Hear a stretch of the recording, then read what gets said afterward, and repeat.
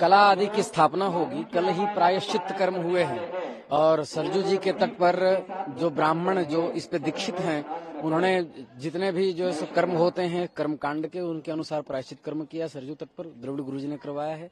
और 18 तारीख से सब वर्णी होने के बाद सब नियम में रहेंगे, उपवास करेंगे।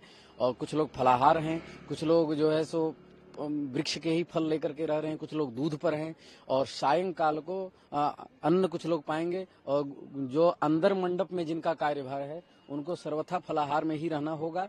और रामायण का 5 तरह के रामायण का पाठ हो रहा है। अध्यात्म रामायण, आनंद रामायण, रामचरितमानस, वाल्मीकि रामायण, भुसुंडी रामायण आदि का पाठ हो रहा है।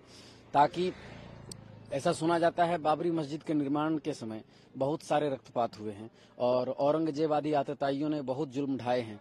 तो इसके कारण से जो भी मृत्यु हुई है तो उस भू की शुद्धि के लिए भी प्रायश्चित कर्म होंगे। आगे कोई प्रश्न है आपको? जो भगवान रामलला की प्रतिमा है उनकी किस तरह से पूजा की गई है, क्या कुछ प्रक्रिया? देखिए, प्रतिष्ठाता ऐसा करके मंत्र है प्राण प्रतिष्ठा का, उसमें विग्रह में अध्यात्म का आरोप होता है, क्योंकि पाषाण की मूर्ति में चेतना लाने के लिए प्राण प्रतिष्ठा की जाती है। तो वही प्राण प्रतिष्ठा के नियम जो है, जो मुहूर्त गुरुजी ने दिया है 84 सेकंड का, उसी मुहूर्त में वो किया जाएगा। अभी तो मूर्ति बन ही रहे हैं, मूर्ति बन के तैयार हो गए हैं, अभी उनके स्थल का निर्माण हो रहा है, निरीक्षण हो रहा है। ये सब होगा आपके 22 तारीख को।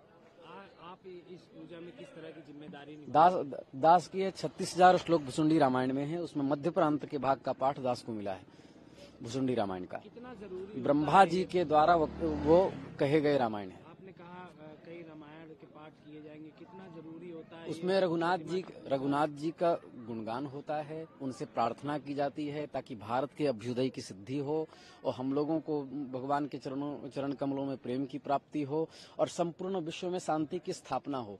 तदर्थ जो है पाठ आदि किए जाते हैं। राम जी के चरित्र का स्मरण किया जाता है कि रामो विग्रहवान धर्म,